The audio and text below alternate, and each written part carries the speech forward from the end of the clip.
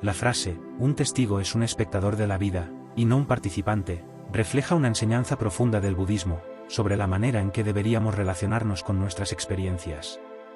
En la práctica budista, ser un testigo significa observar los pensamientos, emociones y situaciones que surgen sin aferrarse a ellos, ni reaccionar impulsivamente. Es una actitud de desapego y conciencia plena en la que uno ve los acontecimientos de la vida tal como son, sin identificarse demasiado con ellos. Este concepto se relaciona con la meditación y la atención plena, donde el practicante cultiva la habilidad de observar los eventos internos y externos sin ser arrastrado por ellos.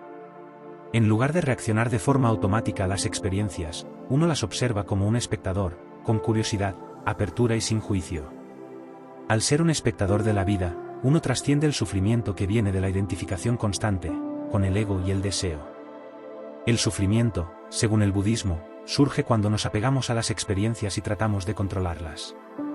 Al adoptar la perspectiva del testigo, el sufrimiento disminuye porque dejamos de luchar contra la impermanencia y aceptamos la naturaleza cambiante de todo lo que nos rodea. En este sentido, ser un testigo no significa ser pasivo o indiferente. No implica una renuncia a la acción, sino más bien una acción consciente, libre de la reactividad y del apego al resultado. Así, el testigo participa de la vida de una manera más auténtica, libre y compasiva, sin quedar atrapado en las olas emocionales o los dramas personales. Imagina que enfrentas una situación estresante en el trabajo, como una fecha límite apretada, o un conflicto con un compañero. Ser un testigo significa reconocer los sentimientos de estrés o enojo, pero sin reaccionar impulsivamente. En lugar de involucrarse emocionalmente, o tomar decisiones apresuradas, observas tus emociones, las aceptas, y luego decides actuar de una manera más reflexiva y efectiva. En la práctica de la meditación Zen, uno se sienta en silencio, y observa sus pensamientos y emociones, sin aferrarse a ellos. Si surge un pensamiento inquietante, en lugar de dejarse llevar por él, se reconoce y se deja pasar, volviendo la atención a la respiración. Esto se traduce a la vida diaria, como una habilidad para observar sin involucrarse emocionalmente. En un entorno laboral, cuando te sientes abrumado por las tareas o las demandas, en lugar de dejar que la presión te lleve a actuar impulsivamente, puedes tomar un momento para cerrar los ojos y respirar profundamente. Al hacerlo, te conviertes en un testigo de tus emociones y pensamientos, permitiendo que fluyan sin juzgarlos. Esto te ayuda a tomar decisiones más equilibradas y claras. Hay una antigua parábola que refleja lo que estamos discutiendo. En un rincón olvidado del mundo, había un jardín cubierto de sombras. Las flores, una vez vibrantes, ahora yacían marchitas, y los árboles estaban retorcidos, como si hubieran sido moldeados por las manos de un escultor sombrío. Este lugar estaba rodeado de un silencio profundo, interrumpido solo por el susurro del viento, que parecía llevar consigo secretos de tiempos antiguos. Se decía que aquellos que se aventuraban a este jardín, podían ver más allá de la superficie de la realidad. Algunos afirmaban que las sombras danzaban en las paredes, revelando verdades ocultas sobre la vida y la muerte. Sin embargo, pocos se atrevían a entrar, pues el jardín tenía una reputación de atraer a las almas perdidas. Una noche, una joven curiosa, llamada Lyra, decidió cruzar el umbral del jardín. Con cada paso, el aire se volvía más denso y un escalofrío recorría su espalda. Las sombras parecían moverse a su alrededor, susurrándole historias de dolor y pérdida. Aunque el miedo la envolvía, su deseo de comprender lo desconocido era más fuerte. Al adentrarse en el jardín, se encontró con una flor negra en el centro, solitaria y majestuosa. Su belleza era inquietante, y mientras la observaba, sintió que algo en su interior resonaba con la tristeza de aquella flor. Era como si la planta le hablara, revelándole secretos oscuros sobre el paso del tiempo y la inevitable muerte que todos enfrentan. Lyra se arrodilló ante la flor negra, y en ese instante, las sombras comenzaron a tomar forma. Figuras espectrales emergieron, sus rostros desvaneciéndose y apareciendo en un ciclo interminable. Eran almas atrapadas entre la vida y la muerte, deseando liberarse de sus cadenas. La joven comprendió que cada sombra representaba un deseo insatisfecho, una tristeza no resuelta. Mientras observaba, sintió el peso de sus propios miedos y anhelos. Se dio cuenta de que su vida había estado llena de luces y sombras, pero siempre había evitado enfrentar lo oscuro. Sin embargo, en ese jardín, entendió que para liberarse, debía aceptar tanto la luz como la oscuridad. Con un profundo suspiro, Lyra se levantó y habló a las sombras: «Vengo a ver la verdad que ustedes ocultan. No temo lo que soy ni lo que podría ser. Al pronunciar estas palabras, sintió un cambio en el aire. Las sombras comenzaron a danzar a su alrededor, como si la reconocieran como una de las suyas. Ella se convirtió en testigo de sus historias, y en lugar de huir, se sumergió en su dolor y su belleza. A medida que la noche avanzaba, Lyra se dio cuenta de que el jardín no era solo un lugar de pérdida, sino también de transformación. Las sombras no eran enemigas, sino compañeras que la guiaban a una comprensión más profunda de la vida. Se despojó de su miedo y aceptó la dualidad de su existencia. Al final, cuando el sol comenzó a salir, la joven dejó el jardín. Las sombras se desvanecieron, pero la flor negra permaneció, floreciendo con un brillo nuevo. Lyra sabía que siempre llevaría consigo la sabiduría de aquel lugar olvidado, la lección de que solo al enfrentarse a las sombras de la vida se puede encontrar la verdadera luz.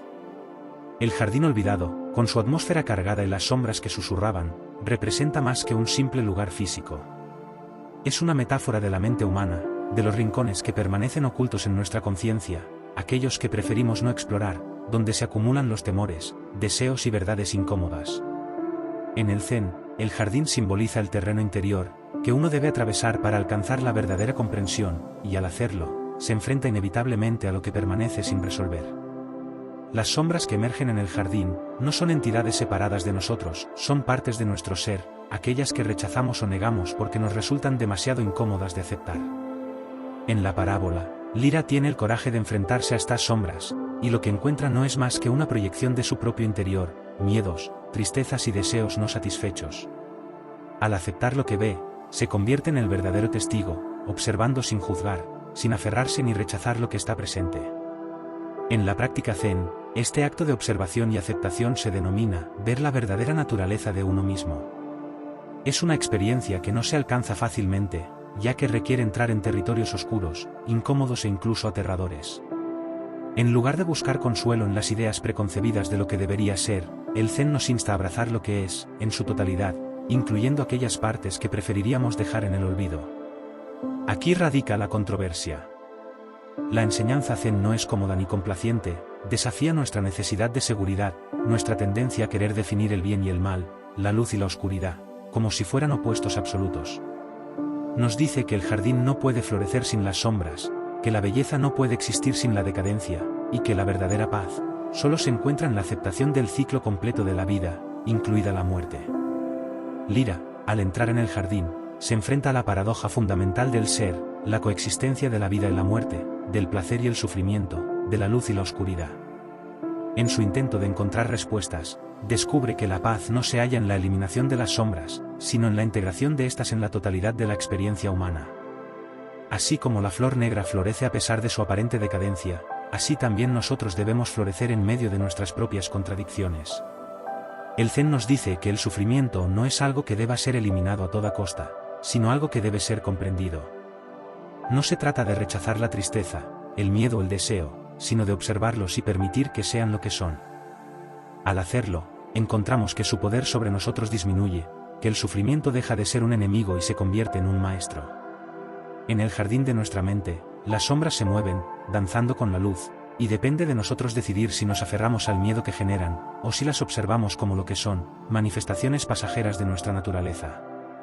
El verdadero enigma aquí es que la paz se encuentra no en la ausencia de conflicto, sino en la aceptación plena de éste.